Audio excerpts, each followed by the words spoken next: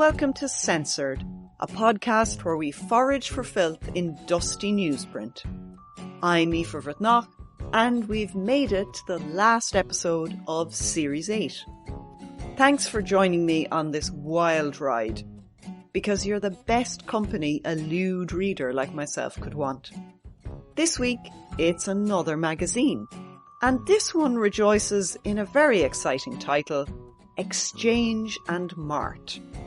When I first read this title, I thought it was a farmer's magazine, because to me the word mart equals cowshite. In Ireland, a mart is a large barn-like building on the edge of a town where farm animals are bought and sold. I suppose mart is short for market. So I thought that it wasn't surprising Exchange and Mart was only banned for 2 weeks in 1930. After all, the farmers in Ireland needed their cattle and sheep news. Then I found it in the register again in 1950.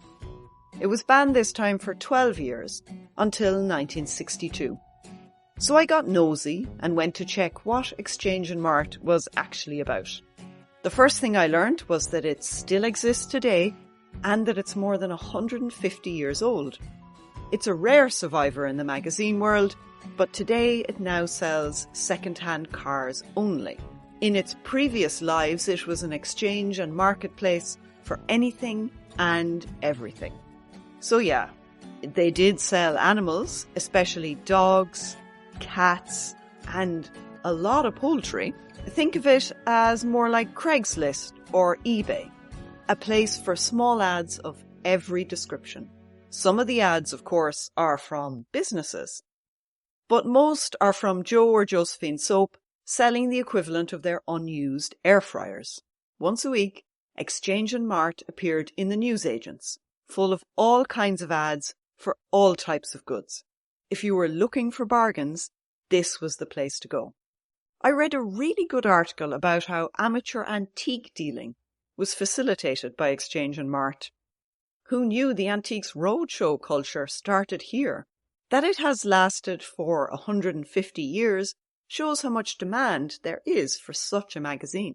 You might remember that in previous magazine episodes, I've looked at these publications in kind of two halves. Firstly, the content, like the features or the news stories, and then the ads. Well, this time, it's just the ads, because that's really why Exchange and Mart existed. And crucially, these ads were mostly placed by private individuals. It's the classified ads that I'm looking at here. One caveat though, I haven't been able to read a representative sample issue, an entire issue of Exchange and Mart, because researching this kind of magazine is pushing the definition of a historical document that is worthy of preservation to its limit.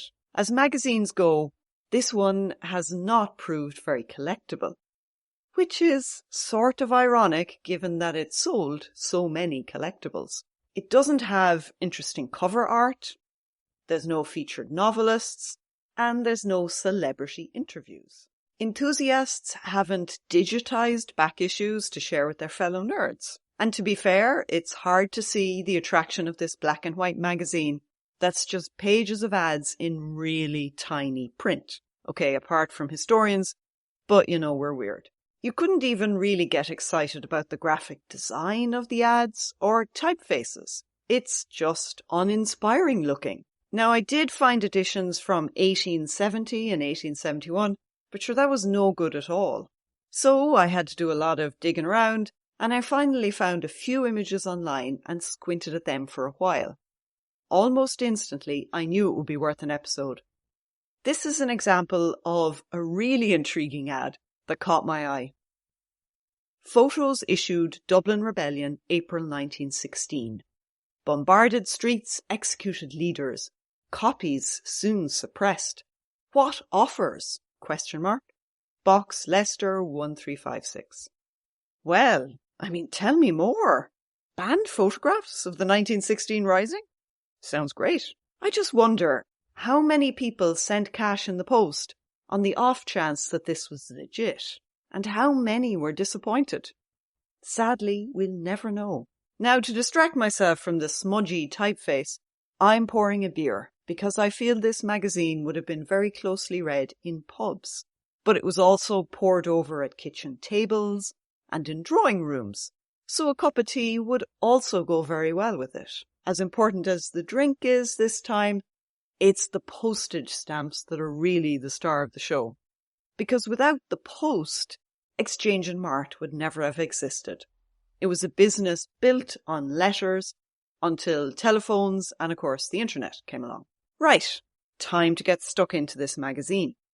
In the Censors Register, someone wrote in pencil that Exchange and Mart was judged habitually and frequently indecent in 1930.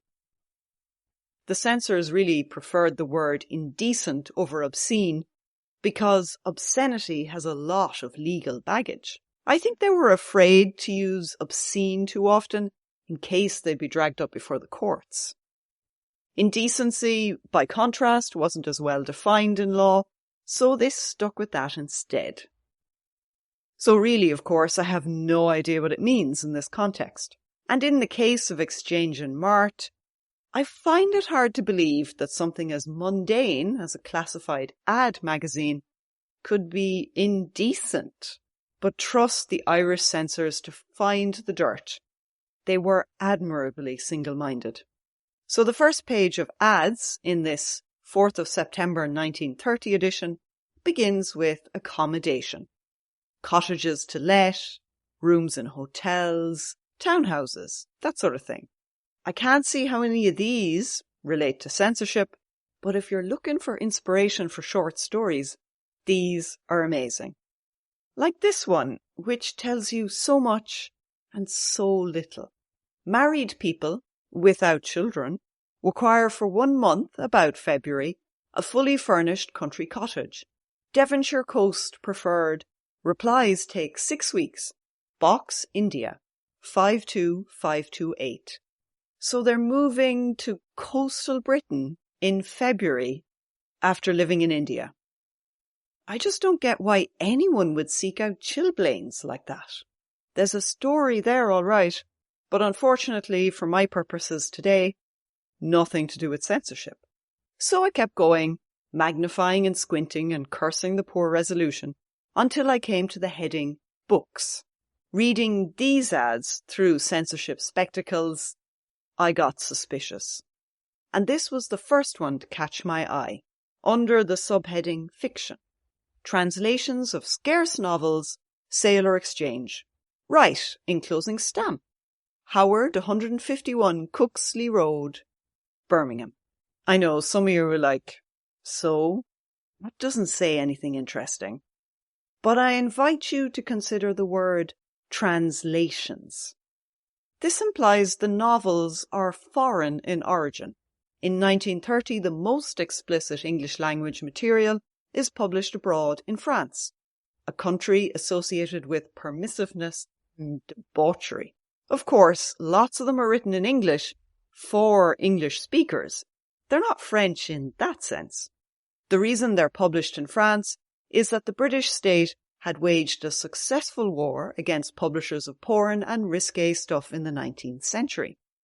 To escape obscenity prosecutions and languishing in jail for years, these publishers moved across the channel. They sold their wares through the post, but these parcels were often confiscated by customs and burnt. So I'm interpreting translations of scarce novels to mean French filth that was heavily policed and hard to get. Now, I know, this is just a hunch, a strong suspicion. I can't be sure. I haven't yet found Howard of Cooksey Road, Birmingham, in the courts charged with obscenity. You could dismiss this interpretation if you're the sort of person who needs proof. But I'm not that sort of historian. I like reading texts closely to find inferences, atmospheres, vibes even. And the silences in this sentence also catch my eye. There's something very intriguing about the absence of detail in this particular ad. The novels aren't listed by name. There are no titles, no authors, no information about the editions. How would a customer know what they were getting? Well, they wouldn't. They sent a prepaid envelope to Howard who posted them a catalogue. Then they entered into further negotiations about what French porn they wanted to buy. This ad, I think, was an invitation, a suggestive and teasing one. So that was the first one that I thought, yeah, I think there's something in these ads. And underneath it was this ad, which read, and it's a long one, "The Wonder Book of Genuine Selected Recipes, containing patent medicines, baker's secret recipes, and purchased, trade, and private recipes. Note, the recipe for the cure of the tobacco habit in 3 days alone is worth the money. Given free, the most amazing book entitled Birth Control and the Dangers of Criminal Abortion, the book that tells you the truth." And this was being sold by a Bennett agency, 31 Queen Street, Treforest, in Glamorgan. So obviously, of course, when you read this, you think, there's a free book about birth control and abortion. It's hard to tell if this is a pro or anti-publication, but of course that's not really the point for the Irish censors. Just saying those words is the problem.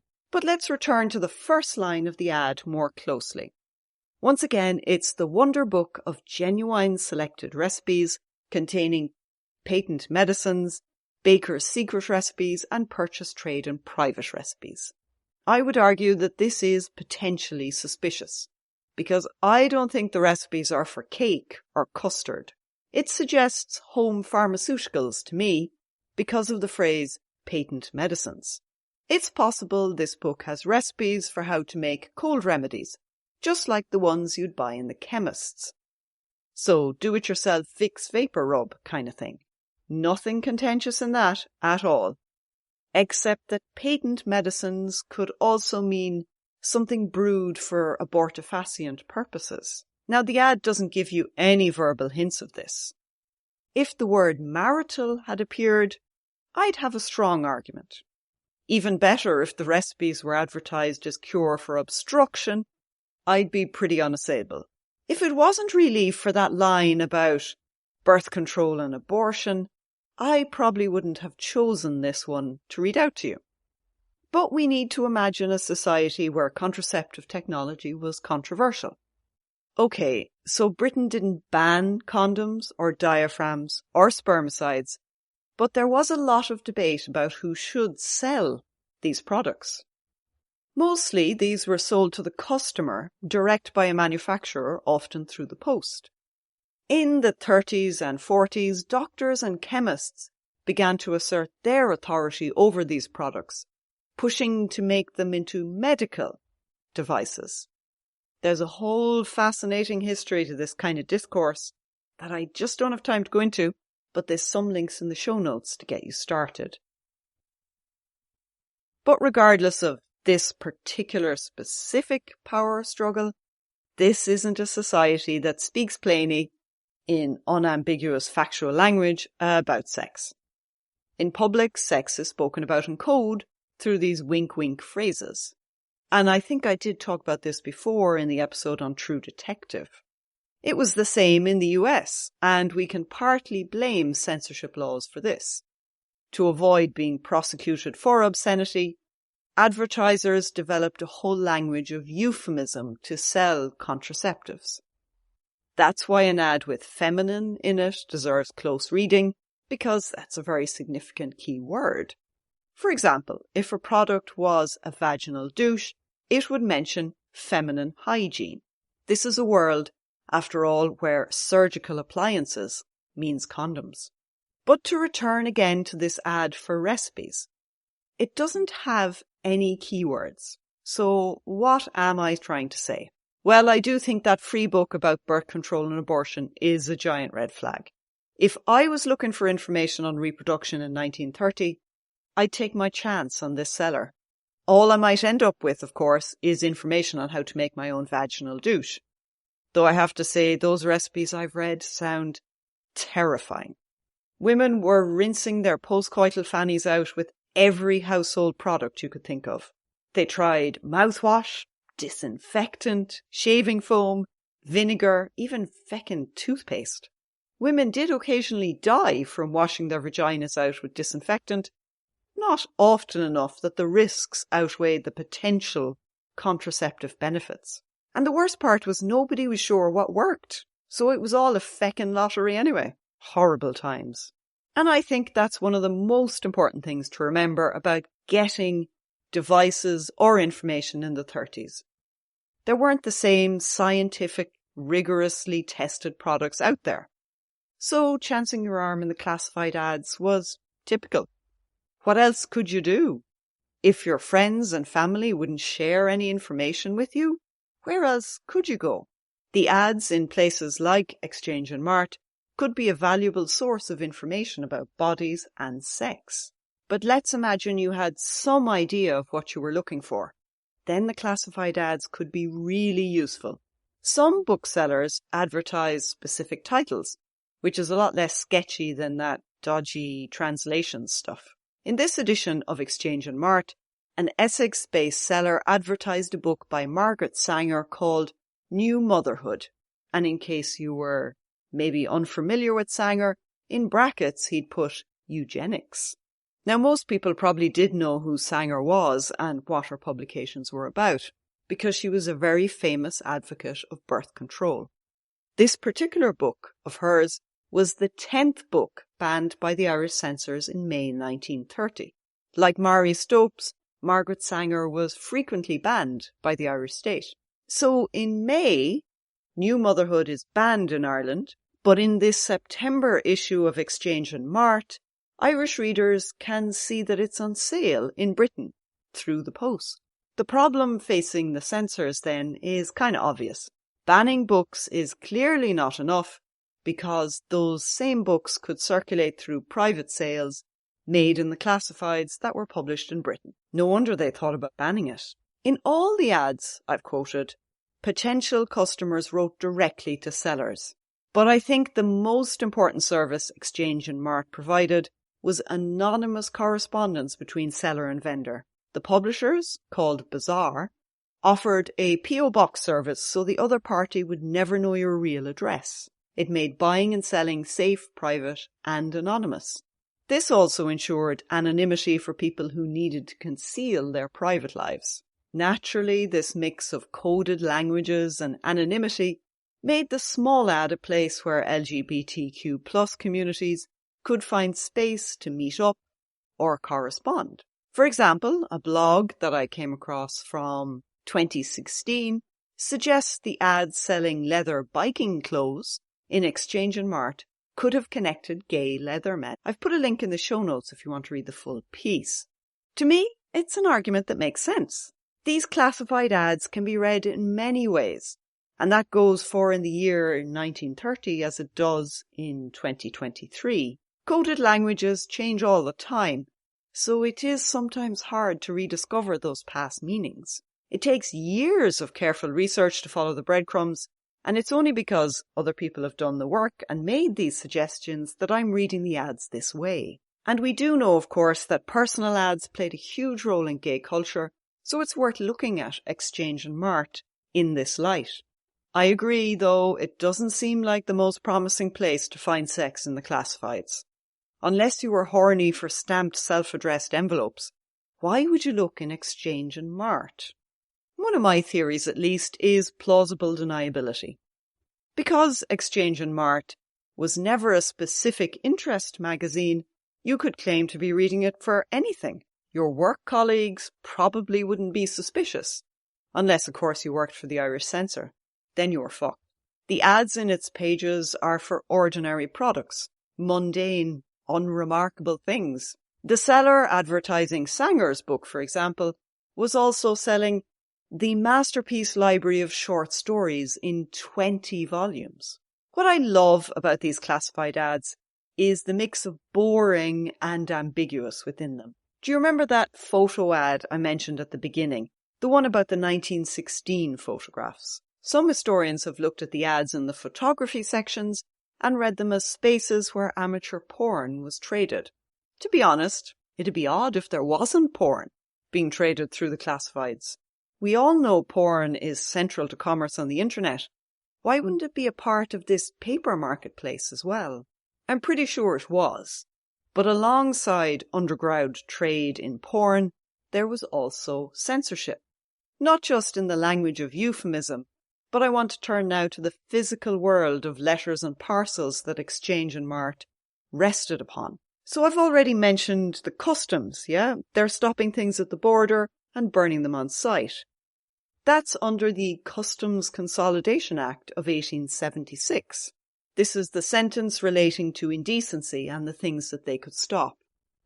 Indecent or obscene prints, paintings, photographs, books, cards, lithographic or other engravings, or any other indecent or obscene articles. You'll agree that's a pretty comprehensive list of printed material. And then they tack on articles to cover any material object. It's a very catch-all piece of legislation. This act was in force in Britain and Ireland because the Irish kept it after independence. Customs were indeed very good at stopping bulk deliveries. But it's hard to stop goods once they get into a country. They had no jurisdiction over deliveries within the borders, like those arranged through the classified ads. Step forward the post office, which could arrest the post. I think I did talk about this before in the Ulysses episode with Dr. Lloyd Maeve Houston. So listen back if you want a refresher on covert censorship. Under the Post Office Act, 1908, an individual's post could be stopped and read before delivery. The Irish kept this act until 1951, but actually there's very little evidence that they did censor the post in Ireland, apart from wartime. Under the Censorship of Publications Act, the postal authorities could issue warrants to arrest the post if they suspected filthy books were moving around in them, but the only historian who looked couldn't find any proof that they ever did. Probably too time-consuming and expensive. So really the customs are the first line of defence in the Irish censorship system. I think I've established that in 1930 and in other decades, Exchange and Mart was probably a marketplace for dodgy books and photographs. It evaded various forms of censorship because these were private, small sales, and the language was coy enough not to offend anybody. For Irish readers, the magazine offered the chance to purchase banned books in single transactions, and these would have had a better chance of evading customs. I'm not saying now that customs weren't stopping personal deliveries, because they were, but they just couldn't stop everything. It's not possible. If you'd had the neck and the cash to risk it, you probably could order illicit stuff from Britain. Sadly, we'll never know how many people tried it and got away with it, because obviously there's no records of undetected crime. The very fact that this magazine was one of the first periodicals banned in 1930 makes me think people in Ireland were buying stuff from Exchange and Mart. In the first year of the censorship, the board went for obvious targets, like British tabloids. Exchange and Mart was the 10th periodical on the blacklist, so someone had their eye on it. It was up there with the news of the world. In some ways, I'm not surprised a magazine of classified ads was banned so quickly. In the report on evil literature from 1929, they included a whole section on advertisements. They were sure that dirty books, photographs, abortifacients, and contraceptive devices were sold through the ads in ordinary periodicals. I'm sure that was true, though obviously I think this is great instead of awful. In this section is my favourite line in the whole report. I'm sure I've read it out to you before, but I love it so much that I'm going to do it again. Anyway, you've probably forgotten it. An innocent-looking advertisement of pills to prevent fat, when replied to by a young girl, led to the receipt of a parcel of immoral advertisements. Oh my God, clutch those pearls. Ads are a danger to the health and morals of young girls. Nothing, just nothing could be worse. I especially like how one simple, innocent-looking ad led to a deluge of dodgy ones. It's like the floodgates opened. It's very apocryphal. With that in mind, I suppose it makes perfect sense the censors went for Exchange and Mart in 1930. What doesn't really make sense is the ban only lasted for a few weeks. I don't know why they lifted the prohibition order before it was due to expire, but exchange in Mart was fully legal again until 1950. I'd like to think that in those decades the magazine facilitated all kinds of immoral material entering the Irish state. Who knows what kinds of photos and books circulated thanks to the classified ads in exchange in Mart. I rarely end with an uplifting story of resistance and evasion of the power of the state, but maybe, just finally, this is one. I'm shocked, just shocked, that I've finished season 8 with a happy ending. I don't know what's going on there. I didn't think it was possible. Season 9 is already in the works.